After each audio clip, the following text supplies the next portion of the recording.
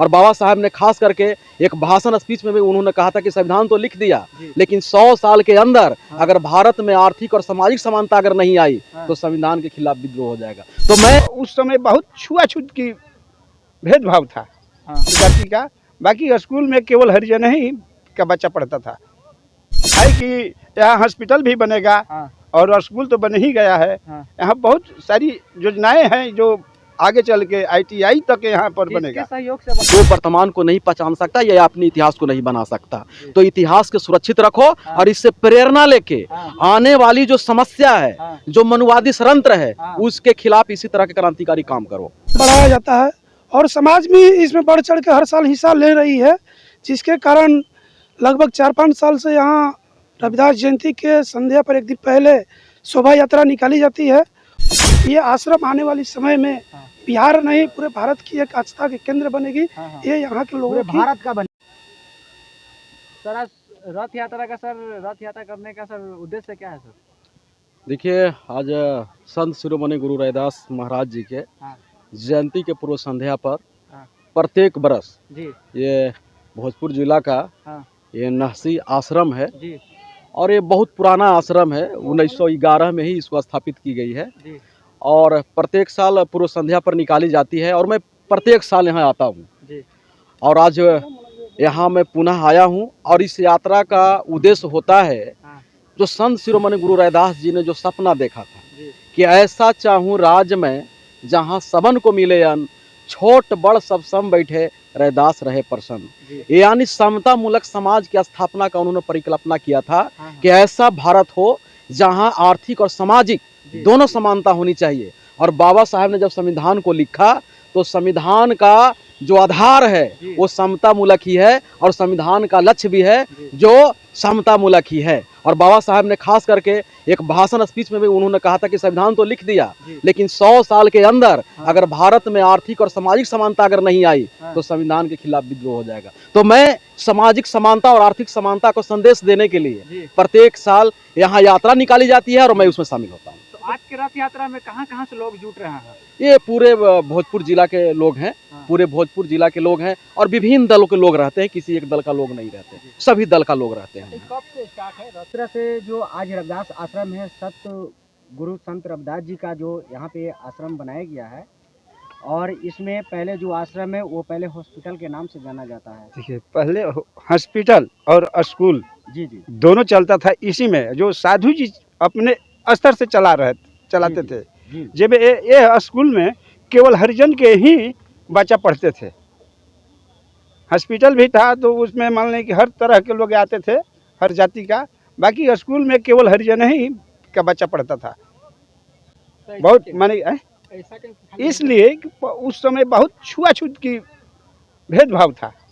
इसलिए इसमें माने 7-8-10 किलोमीटर के लोग पैदल आकर अपने बच्चों को लेकर यहाँ पढ़ाते थे। यही साधु जी का उद्देश्य था। इसलिए साधु जी के ही जमीन में स्कूल भी खुला है, बगल में हॉस्पिटल भी खुला था। बाकी हॉस्पिटल यहाँ से उठकर आरा में चला गया। तो अभी आगे का क्या प्रतिक्रिया है? आगे का प्रक्रिया है कि यहाँ हॉस्पिटल भी बनेगा और स्कूल तो बन ही गया है। यहाँ बहुत सारी योजनाएं हैं जो आगे चल के ITI तक यहाँ पर बनेगा। सहयोग से बनेगा? जनता के सहयोग से बनेगा और सरकार का कोई हाथ नहीं है। सरकार का कोई हक नहीं है इसमें।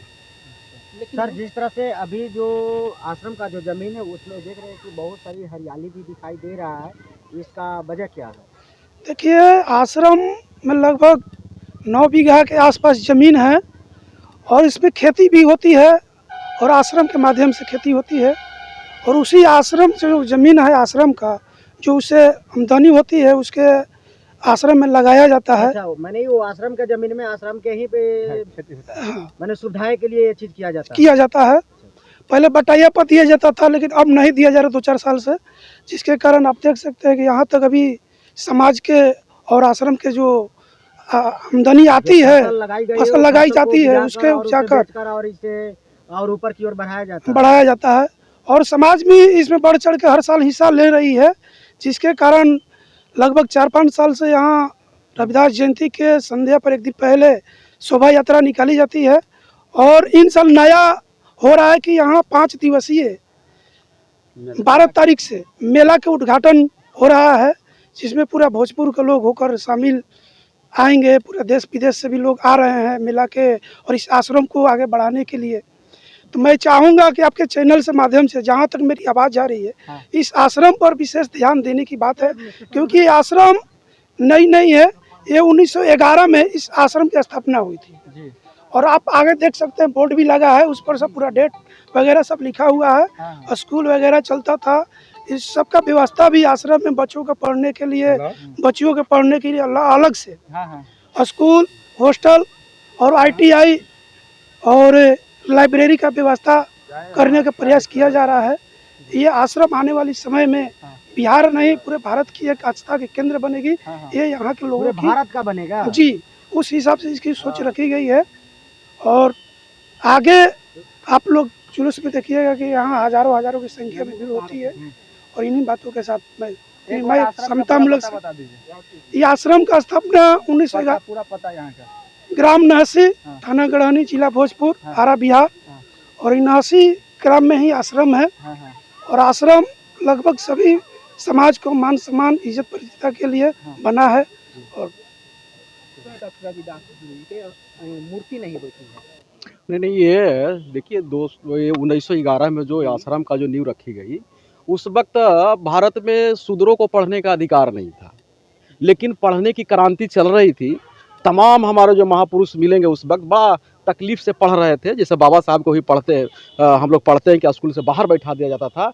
ये क्रांति का ये नींव रखी गई थी, वो क्रांति का नींव रखी गई थी कि जिस संविधान ने ये कहा कि शूद्र पढ़ नहीं सकता है, उसके खिलाफ जाके स्कूल, ये आश्रम के माध्यम से, उस वक्त आश्रम में ही पढ़ाई होती थी, गुरुकुल होता था, उसी तरह से शूद्रों को पढ़ने के लिए संत रैदास आश्रम का स्थापना किया गया। और उसको उस वक्त कोई वैध इलाज नहीं करता था, तो यहाँ पर शूद्र को इलाज करने के लिए भी हॉस्पिटल बनाई गई थी। एक क्रांति का नींव था, पर बीच में मनवादियों को षड्यंत्र के वजह से ये जो आश्रम में कुछ विवाद हो गई, वो विवाद के कारण रुक गई थी। लेकिन मैंने जैसा कि बताया कि 2019 के बाद पुनः ये रास्ते पर आ गई, लाइन पे आ गई और लगातार 2019 से ये आश्रम की विकास होते आ रही है। और आने वाला में जो पहले क्रांति का बुनियाद रखा था, वो बिहार पुनः एक क्रांति यहाँ से उज्जवल होगी, उठेगा और पूरे देश में जाएगी। जो आज के परिस्थिति में जरूरत है, उसकी ये बुनियाद यहाँ से फिर रखी जाएगी। आप अपने बहुजन समाज में क्या मैसेज देना चाहते हैं? देखिए, बहुजन समाज में मैसेज यही देना चाहता हूँ कि बाबा साहब को लाइन याद रखना कि जो अपना इतिहास को नहीं जानता, वो वर्तमान को नहीं पहचान सकता या अपने इतिहास को नहीं बना सकता। तो इतिहास को सुरक्षित रखो और इससे प्रेरणा लेके आने वाली जो समस्या है, जो मनुवादी षड्यंत्र है, उसके खिलाफ इसी तरह के क्रांतिकारी काम करो। शिक्षित बनो, संगठित हो और संघर्ष करो, क्योंकि शिक्षा वो शेरनी का दूध है, जो पिएगा वो गुरगुराएगा।